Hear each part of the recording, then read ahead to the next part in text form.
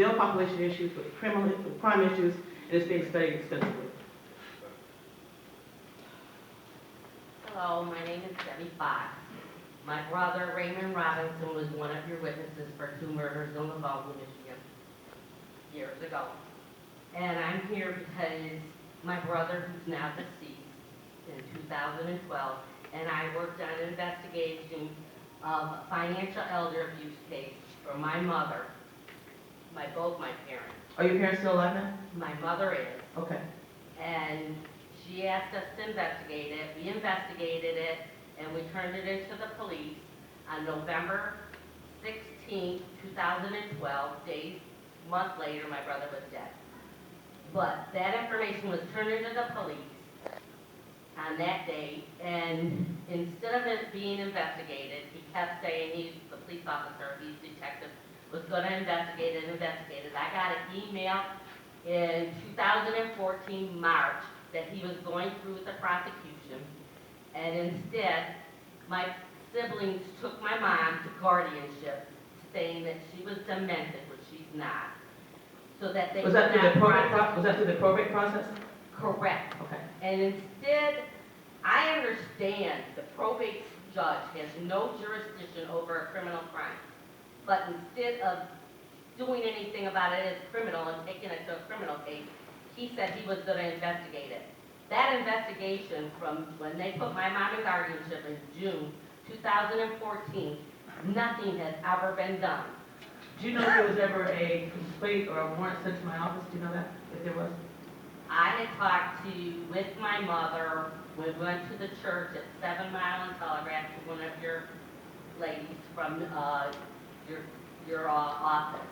We were at the function May 2015. Very simple. Pardon me? Very simple. Correct, we were there. And we had reported it, and we were asked to send the email, which we did, and I have not heard anything back. So this is what I'd like you to do. We have a number of people here that I'd like you to talk to and give the details. So without any of the details, I can't investigate and find out what happened. I don't know if we ever got a warrant. I don't think so, because we don't have any warrants in elder abuse that have been there for that long. We don't have any warrants in our office that have been there for that long. So although I don't know 100%, I would doubt that the warrant came to us, but I would like to have an opportunity to find out what happened.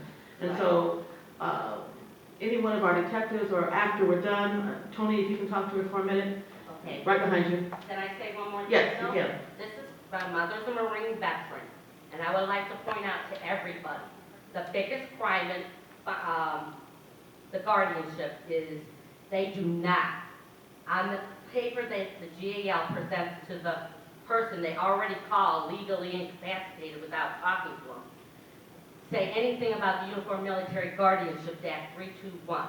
They do not ask, are you a veteran or your spouse a veteran? They do not ask, do you receive any funds from the VA?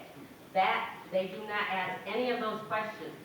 So, this is the biggest fraud on all our veterans. They're being picked up, because some of our veterans that are 100% disabled get $3,000 to $6,000 a month. That guardianship cases are eating up those funds. And they're not supposed to do that. That needs to be put on the paperwork. Okay, so what I'd like to do is, the guardianship piece is with the probate court, but what I'd like to do is try to investigate what happened with your complaints Right. regarding your mother.